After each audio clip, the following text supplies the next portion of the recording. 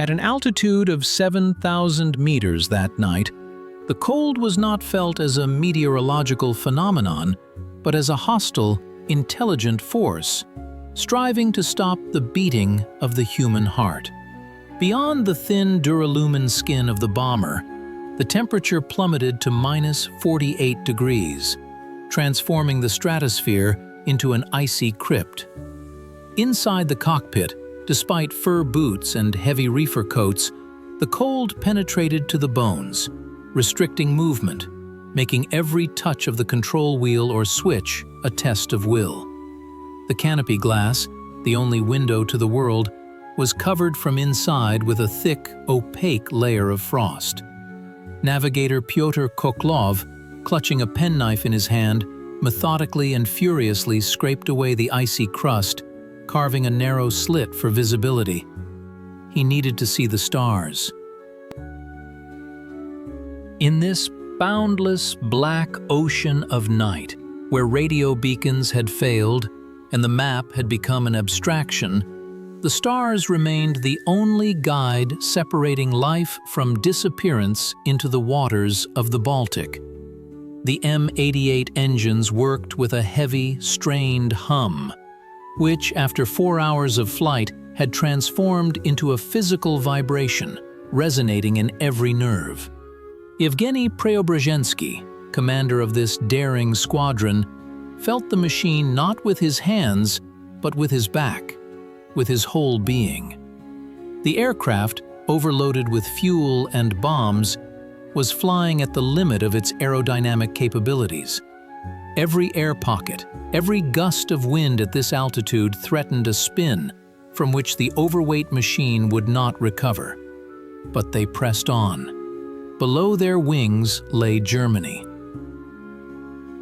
Not the Germany depicted on posters, caricatured and weak, but the real one, a huge, technologically advanced industrial machine whose steel jaws were at that very moment grinding up Soviet divisions near Smolensk and Kyiv. And it was into the heart of this monster that 15 Soviet crews carried their deadly cargo.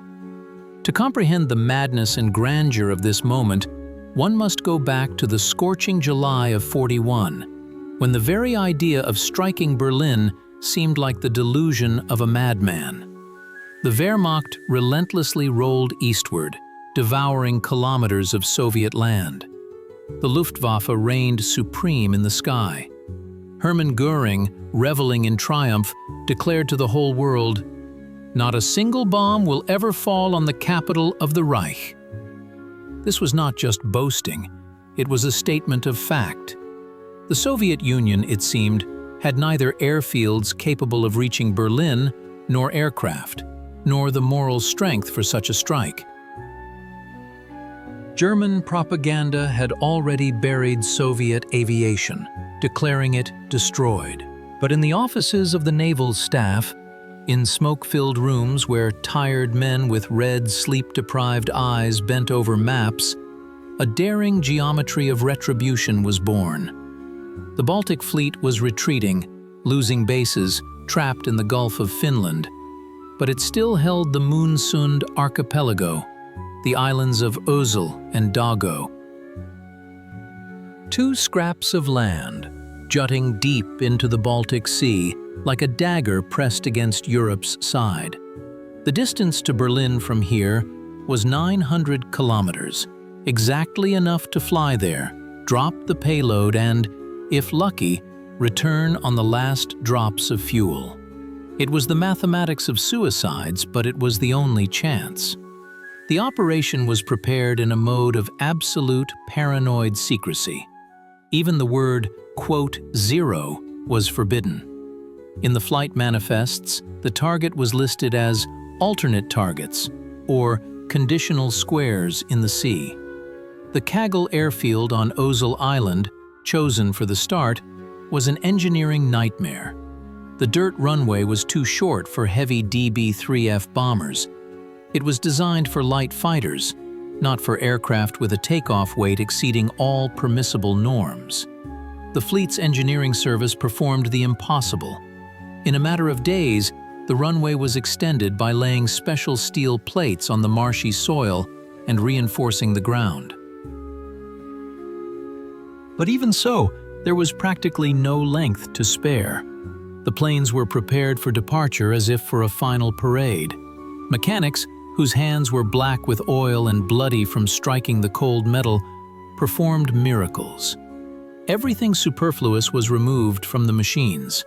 Away with the armored seatbacks, that's extra kilograms. Away with some of the machine guns.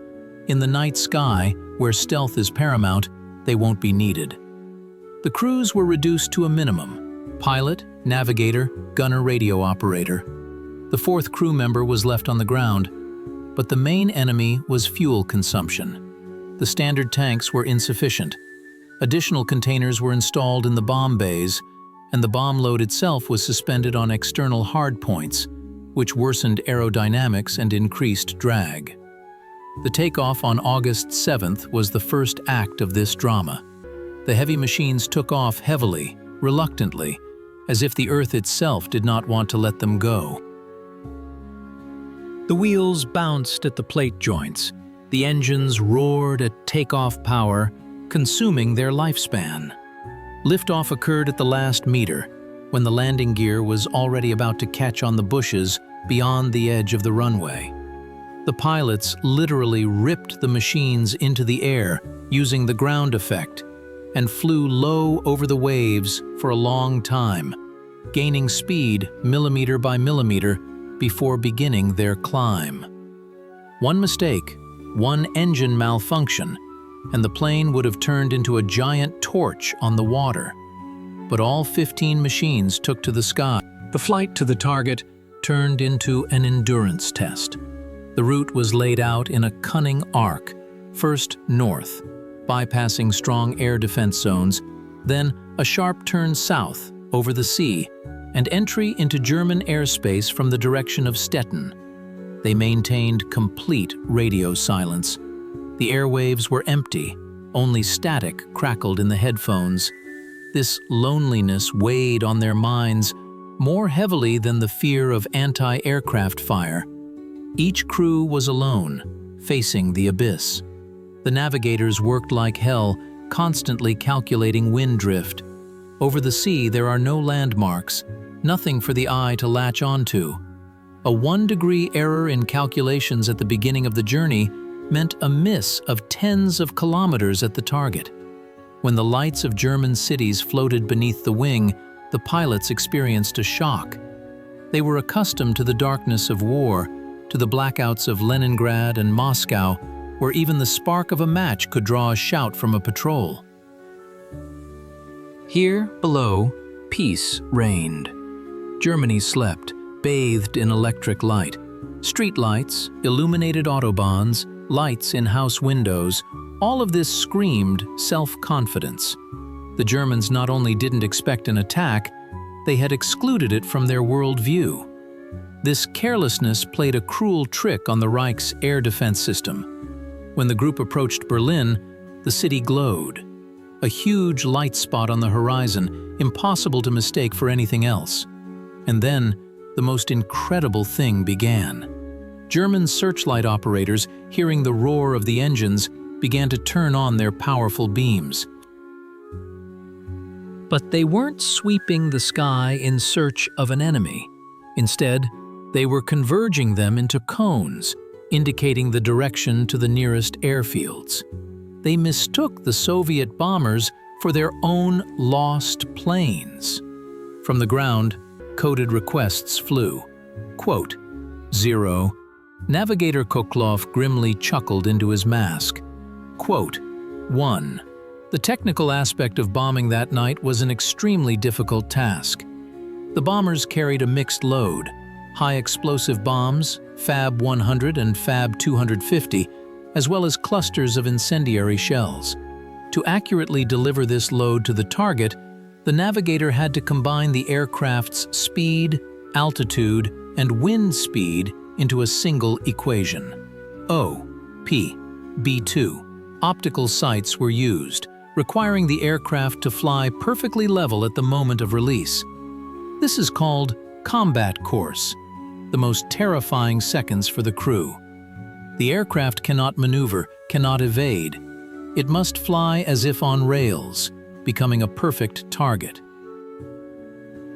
Preobrazhensky held the control wheel, gritting his teeth. The machine trembled slightly. In the navigator's sight, the blocks of Berlin floated by.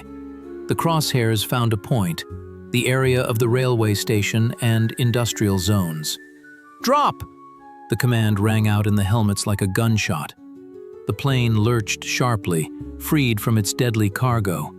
Below, in the glowing abyss, the first buds of explosions bloomed.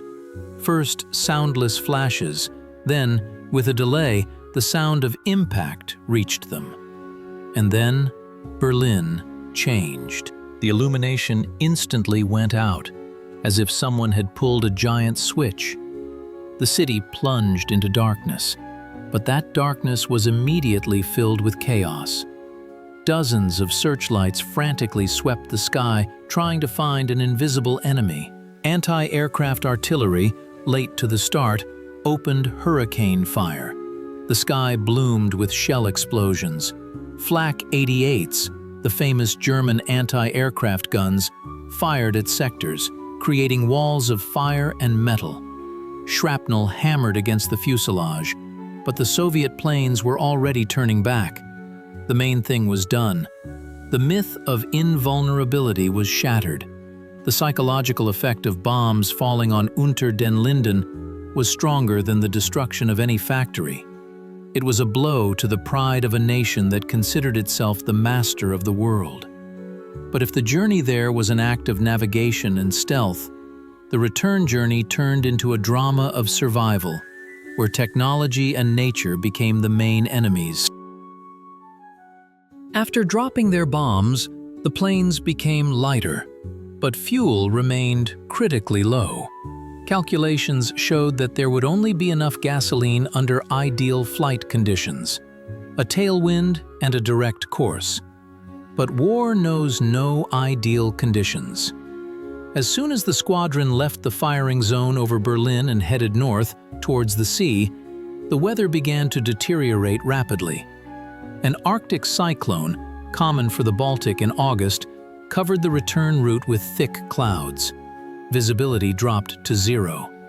The pilots flew in milk, orienting themselves only by gyroscopic compasses and artificial horizons. But gyroscopes tend to accumulate error, drifting over time. Without visual correction, the course began to drift. Navigators feverishly tried to catch signals from Soviet radio beacons, but they were silent or worked intermittently. There was also a war on the ground. Radio stations changed positions, went out of order. The crews were like blind kittens in a huge, dark room. And the fuel gauges relentlessly crept towards the red line. The struggle for every liter of kerosene began. Pilots switched engines to the leanest possible mixture, reducing revolutions to the limit at which the aircraft could still stay in the air. This required filigrane work with the throttle. A little less, and the engine would stall. A little more, and fuel consumption would become fatal. Oil temperature dropped. Engines began to cough, choking on the cold mixture. Psychological tension reached its peak. 4, 5, 6 hours in the air. People were so tired that hallucinations began. Pilots thought they saw airfield lights where there was only the Black Sea. Navigators imagined familiar outlines of the coast in breaks in the clouds, but the worst awaited them as they approached their own shores. The friend or foe identification system in 1941 was far from perfect, and coordination between the fleet and ground forces' air defense was often absent. Soviet anti-aircraft gunners on the islands and coast did not know about the group's return. They heard the roar of engines from the enemy's side, from the sea, from where German Junkers usually came. For them, any plane flying from the west was an enemy. When Preobrazhensky's lead aircraft broke through the clouds and approached the airfield, The ground was illuminated by flashes of gunfire. Their own anti-aircraft guns opened fire to kill. Tracers lazily stretched towards the plane, piercing the sky with fiery threads. It was a cruel irony of fate to go through hell over Berlin, only to be shot down by their own over their home airfield. The radio operator desperately tapped the key with the signal __0_. The pilot blinked navigation lights, firing signal flares. Seconds passed, which seemed like an eternity, before those on the ground realized their mistake and the firing ceased. The landing was even riskier than the takeoff. The runway at Kagul was not lit. Turning on searchlights was impossible. German night fighters could be nearby. They landed __1_. Technicians on the ground placed buckets of kerosene and tow along the runway, igniting them on command. In the flickering light of the fire, the pilots had to find the ground. The aircraft touched the ground roughly, bouncing on uneven surfaces. The shock absorbers groaned, ready to burst. The brakes shrieked, glowing red-hot. For some planes, the engines stalled right on the rollout. Only gasoline fumes remained in the tanks. When the propellers stopped, a ringing silence hung over the airfield, broken only by the crackling of cooling metal. The pilots couldn't get out of the cockpits themselves. Their legs wouldn't hold them, their muscles cramped from hours of tension and cold. Technicians literally carried them out of the hatches, like children. The pilots' faces were black with soot from the oil lamps illuminating the instruments, with marks from oxygen masks that had dug into their skin, leaving bruises. Blood flowed from many ears. Pressure drops during sharp changes in altitude while evading anti-aircraft fire and descending had done their work. Barotrauma was an occupational disease for bombers. But in the eyes of these emaciated people, there was something that could not be measured by instruments. It was the realization of having achieved the impossible. The next day, the world exploded with news. German radio, trying to save face, broadcast a panicked and false message. On the night of August 7th to 8th, large forces of British aviation, numbering up to 150 aircraft, attempted to break through to Berlin. Of the 15 aircraft that broke through, 9 were shot down. This was a classic attempt to pass off wishful thinking as reality. But the answer came from an unexpected source. London, BBC, with characteristic British dry humor, reported, "The German report on the bombing of Berlin is interesting and mysterious, as on the night of August 7th to 8th, British aviation did not fly over Berlin due to unfavorable weather conditions." The pause that followed this in the global airwaves was louder than explosions. The whole world understood. The Russians did it. The very same Russians whom Goebbels had already written off.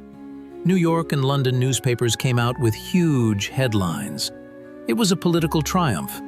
The Soviet Union showed that it was not just a victim of aggression, retreating under blows, but a predator, capable of biting back and hitting the enemy in its most vulnerable spot. For Berlin itself, this marked the beginning of the end of a peaceful life. The myth of security collapsed. Residents of the Reich's capital, who just yesterday were drinking coffee on verandas and discussing victories on the Eastern Front, for the first time felt the icy breath of war on the backs of their necks. The wail of air raid sirens became a new reality for them. They realized that the Führer was not all-powerful, and Göring was a liar. The raids on Berlin from the Moonsund Islands continued until early September of '41. Each time it became more difficult. The Germans learned quickly. Berlin's air defenses were strengthened, and a blockade ring tightened around the islands. The Kagul airfield was subjected to constant bombing. Takeoffs no longer happened in silence, but to the accompaniment of German bomb explosions. The enemy understood where the threat was coming from and threw huge forces at capturing the islands. Hitler was furious and demanded that this hornet's nest be wiped off the face of the earth at all costs. This diverted some German forces from the Leningrad direction, which may have played a role in saving the city on the Neva in the most critical days. In late August and early September, flights became a true suicide mission. Nights grew longer, and the weather finally deteriorated. Icing became a constant companion. Planes returned riddled with shrapnel, with wounded on board. But they continued to fly as long as there was at least one bomb and 1 liter of fuel left. The last planes were leaving Ösel as German motorcyclists were already breaking through to the airfield. The history of these raids is not just a chronicle of military operations. It is a textbook of the human spirit. It is proof that technology is nothing without the will of the person controlling it.